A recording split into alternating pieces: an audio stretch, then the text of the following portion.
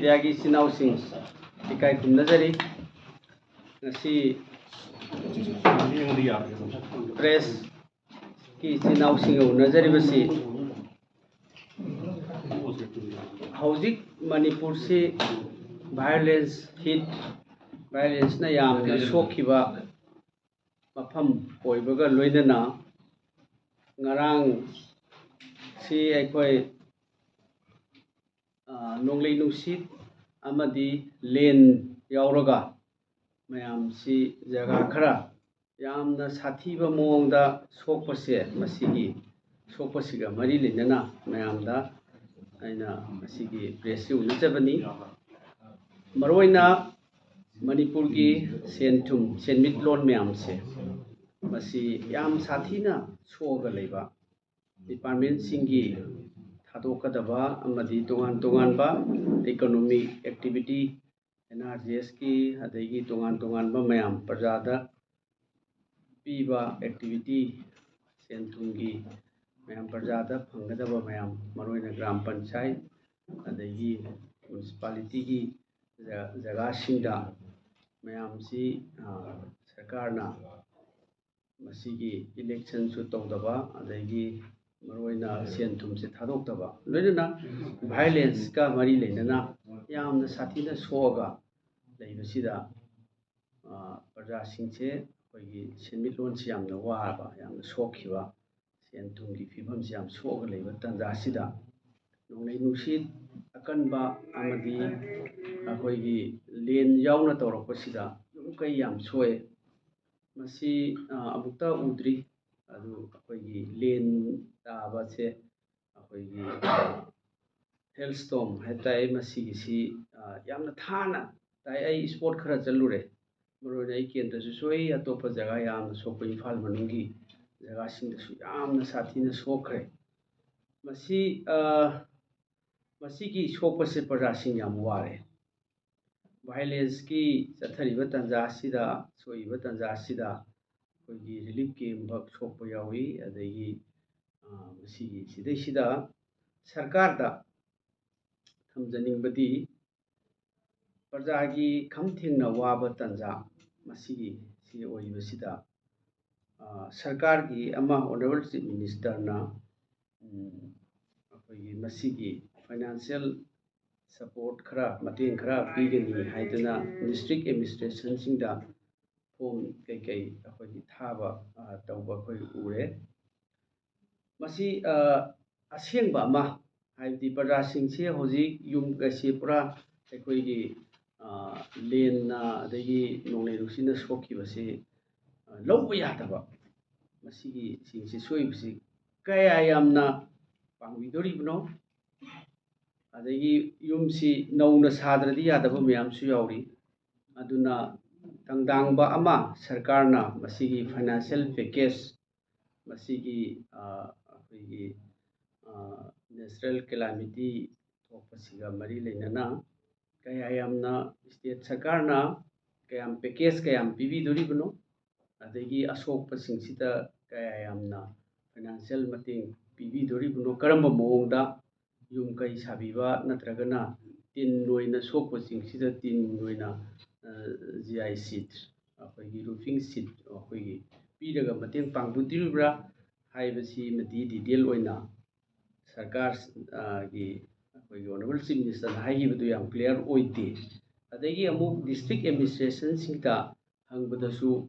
masigi survey ama tawni hai aduga panggadaba singsidi karino haiba khangba ngamde haina sumaina district administration dagisu akoi pau phaunabada sumaina khange adunadi masi aikoi thamjani bo wafamdi athubada hauzik len tagraba matung yumse mang taktuna loigraba matungda nong amuk tasale anu hujiksu aikoi nongsi nong nini takini haibagi aikoi report TV da kaida radio da akoi lautoi aduna fibam yamna sokpasina maram oirkanda yum leifam leitre adagi makhoi tonganba relief camp ama akoi sembasu dum darkar leibi yawi aduna masi सरकारगी cabinet decision अमा लौरकांदा मसी सेंट्रलदगी package अमा लौबिगदोरिब्रा स्टेटदगी Karamba fund नत्रगा करमाइना Karamba package अमा पीबीदोइनो हाइबसी मयेक सेंगना मियामदा खंगहनबीबा अदुगा अथुबा मतमदा district administration सिंगसिदा मसी पैसा ओइना transfer तौबिगेरा पैसा ओइना पीबीगेरा मागी relief कनोसे material से मसी अदगी material ओइना पीबीगेरा अखोई युम सेमननबा मेटेरियल ओइना पीबीरसु याय अदुगी मसीगी चप चाबा मत खंगदबा हाइतारे फॉर्म दी थाबा होरे अखोई डिस्ट्रिक्ट एडमिनिस्ट्रेशन दगी यसिमक थौबालगी डिस्ट्रिक्ट ऑफिस अदगी इम्फाल ईस्ट वेस्ट की सोइबा बिशा सिगी बिशेमपुरी सोइबा जगह सिंगसिदा फॉर्म नु थारगा असि पीरनी हाइ पीदुसि करिनो दी खंगदबा अदुना मसी अथुबा मतमदा हुजिकी सोइबा मयाम सिंगसे प्रजा सिंगसे सेन थुम फिबम फनदबा अमसुंग थबक सुफम नोंफम लेतबा बिजनेस तौबा अदगी तोंगान तोंगानबा थबक इंखांग एक्टिविटी सेन थुम थोपी थबक मयाम सिंगसु अदुम अनमना पेरालाइज तौरगा लेबनिना हौजिकसी सडनली नेशनल कैलामिटी अखोई हेल्थ स्टॉर्म नोंगले नुसीत लेन तारपसिदा प्रजा से खम थेंगना वाबसिना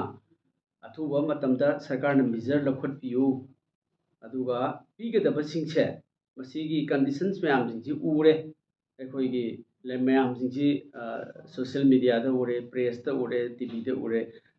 प्रैक्टिकली फील्ड विजिट तब खोपदा ऑफिसर सिंग उरे अदुनदी याम कॉन्क्रीट ओइबा दी स्टेप अमा सरकारना लौबिरगा मसीगी पैसा थुना लौथोपियु युम साबिब्रा अदगी पैसा ओइना पीबीब्रा अथुबा मतमदा मसी पीबीद्रगदी प्रजा सिंगसे याम खम थेंगना वाबसे मसी मसीदैसिदा सरकार के असेंगबा स्टेन अमा पीबियु मसी महौसाना सरकारना रेस्पॉन्सिबिलिटी लौफम थोई लौबिगनी हाइन जु खली खरा इनिशिएटिव खरा जु उरी अदुना असुगुंबा खुदकता थोलकपा असुगुंबा कैलामिटी मयामसे मसीदी इमीडिएट अखोई रिलीफ से पीदनबा सरकारना लौथोपीगदबनी प्रजादा खंगनबीगदबनी सरकार हाइबसिना प्रजागी मपी मपानी अदगी मसीदा प्रजादा फंगदबसिंग अथुबा मतमदा लौथोपीयो अदुगा अखोई फॉर्म अमा थारगा असाइगी मयामसी कनो तौरनी तिन खरा पीबा खोटपा हाइबसे अदगी युम अमदा कयाम काम पीदोइनो हाइबसु खंगदे अदगी अनंबनदी हुजिकी लेन तारिबा खोलिबसे मसी इंची अहुम मरी थाना